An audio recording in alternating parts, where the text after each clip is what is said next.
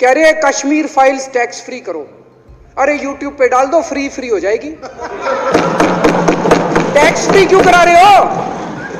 इतना ही तुमको शौक है, विवेक अग्निहोत्री को बोलो यूट्यूब पे डाल देगा, सारी पिक्चर फ्री है, सारे जने देख लेंगे एक ही दिन के अंदर।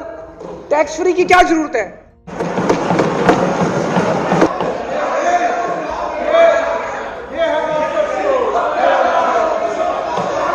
पोस्टर भी नहीं लगवाएंगे झूठी फिल्मों के, पोस्टर भी नहीं लगवाएंगे झूठी फिल्मों के।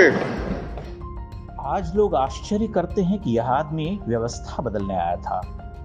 अन्ना हजारे का संस्कारी चेला, गांधीवादी शैली में अनशन करने वाला, वंदे मातरम, भारत माता की जयकारे लगाने वाला अरविंद केजरीवाल आधुनिक भारतीय राजनीति का सबसे बड़ा धोखा है। एक ऐसा व्यक्ति जिसने अपने वादों, अपनी प्रतिज्ञाओं और कस्मों को हंसते हंसते तोड़ा, निष्ठुरता से उन्हें नकारा, रौंद कर आगे बढ़ गया, सत्ता के लिए जो कुछ संभव हो सकता था वह किया। क्या आप कल्पना कर सकते हैं कि अपने ही देश में लाखों लाख हिंदुओं के पीड़ादायी निष्कासन, उनकी प्रताड़ना, जघन्य हत्याओं, आगजनी, लूटपाट और बलात्कार पर बनी एक मार्मिक फिल्म को टैक्स फ्री किए जाने की अपील पर दिल्ली के मुख्यमंत्री अट्टहास कर रहे, उसका उपहास कर यूट्यूब पर डालने का भद्दा मजाक बना रहे। ये वही केजरीवाल हैं जो आए दिन बॉलीवुड की कचरा फिल्में देखकर ट्वीट करते रहे हैं। रद्दी से रद्दी फिल्में जिनमें हिंदू आस्थाओं से खेला गया, उन्हें टैक्स फ्री करते रहे हैं, लेकिन कश्मीर फाइल्स पर ये हंस रहे। समझना कठिन नहीं कि केजरीवाल ऐसा क्यों कर रहे, उनकी निगाहें कहाँ हैं, उनका वोट बैंक कौन है। अरविंद केजरीवाल ने पिछले 7-8 वर्षों में नैतिकता का जैसा गला घोंटा है, वैसा भारतीय राजनीति में दूसरा उदाहरण मिलना मुश्किल है। राजनीति में न आने की बातें करते हुए अपने बच्चों तक की कसम खाने वाले अरविंद केजरीवाल राजनीति में भी आए और अपने साथ के लगभग सभी ईमानदार लोगों को वर्ष दर वर्ष हटाते चले गए। मुफ्तखोरी की राजनीति करने वाले केजरीवाल जी विज्ञापन विशेषज्ञ हैं, झूठ बोलने में उनका सानी नहीं है, लाज किस चिड़िया का नाम है नहीं जानते।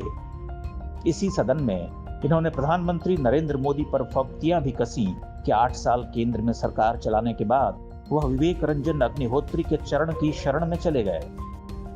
उन्हीं केजरीवाल के नवनिर्वाचित मुख्यमंत्री एक दिन पहले मोदी जी के पास कटोरा लेकर पहुंचे थे कि 50,000 करोड़ दे दो, दिल्ली की तर्ज पर पंजाब में भी मुफ्ती योजनाएं लागू की जा रही हैं। अरविंद केजरीवाल ने आज से 7.5-8 वर्ष पहले जब राजनीति में आने का ऐलान करते हुए कहा था कि मेरा मुकाबला कांग्रेस से नहीं, सिर्फ नरेंद्र मोदी से है, उसी समय उनकी विकराल महत्वाकांक्षा को समझ लेना था। लेकिन तब तो वह मसीहा थे। मोदी को उन्होंने गुजरात जाकर चुनौतियां दी, भरपूर ड्रामे किए, लेकिन लोगों ने उनकी मंशा नहीं जानी। बनारस से मैदान में उतरे, हारे, हर मौके पर जहर उगला, कई राज्यों में पार्टी की जमानत जब्त करवाई, दिल्ली में सत्ता संघर्ष और उपराज्यपाल से अपने अधिकारों के लिए कितने नाटक रचे खेले, लेकिन लोगों का भरोसा नहीं टूटा।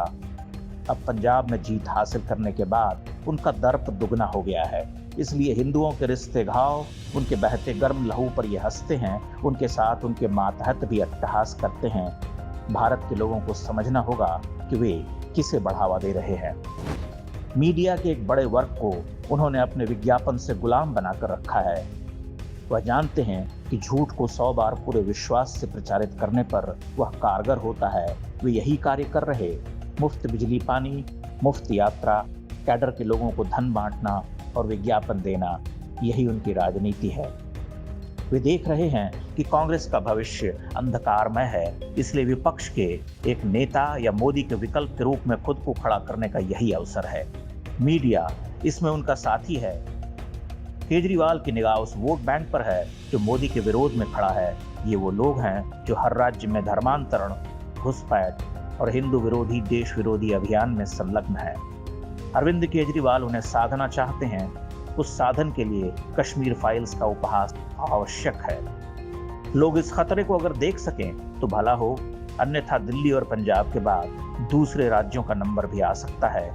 देश चलाने के लिए अगर सब कुछ फ्री कर दिया जाए तो देश कुछ दिनों में कंगाल हो जाएगा, लेकिन माले मुफ्त दिले बेरहम को जीवन धर्म मानने वालों को इससे क्या फर्क पड़ता है।